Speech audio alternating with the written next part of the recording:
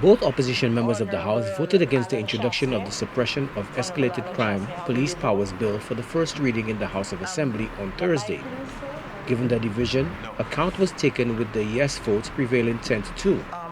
Opposition leader Alan Chasney loudly said no, leading to a moment of contention across the aisle before the presentation of the bill. Honourable members, the question is that Standing Order 48-2 be suspended in order to allow the National Security Minister to proceed with the remaining stages of the bill at this sitting. I now put the question. As many as of that opinion say aye. Aye. As many as of a contrary opinion say no. No. I think the ayes have it. The ayes have it. Leave is granted. The bill will expand the powers of the police to subdue a recent spike in violent crime, which came to a head in Vieux Fort with the shooting deaths of several people, most of whom were innocent civilians. They were loved ones of members of rival factions. Prime Minister Philip J. Pierre explains that current legislation simply does not have enough teeth to deal with the gravity of the situation, hence the need for the new law. A police officer has the powers of questioning, to block a road, set up a cordon, require the removal of a vehicle or other article, and access land or building in the bill.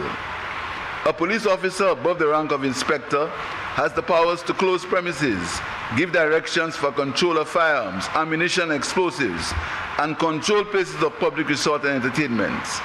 In exercising these powers, the bill protects the police officer from the institution of an action, suit, or prosecution or other proceedings once a police officer acts in good faith that is in compliance with the bill. The penalties under the bill, which is an emergency measure to defuse the disturbing upsurge in crime, are very stiff. If an offense is committed under the bill, the penalty as provided in the bill is on summary conviction to a fine of $50,000 or of imprisonment for 15 years or to both, or on conviction or indictment for 25 years imprisonment. Choiseul Saltibus MP Bradley Felix expressed concerns about the potential for abuse of power by police officers, says his downvote for the first reading was in opposition to the bill going through all its stages. He wants more consultation. There are lots of questions to be asked, Mr. Speaker.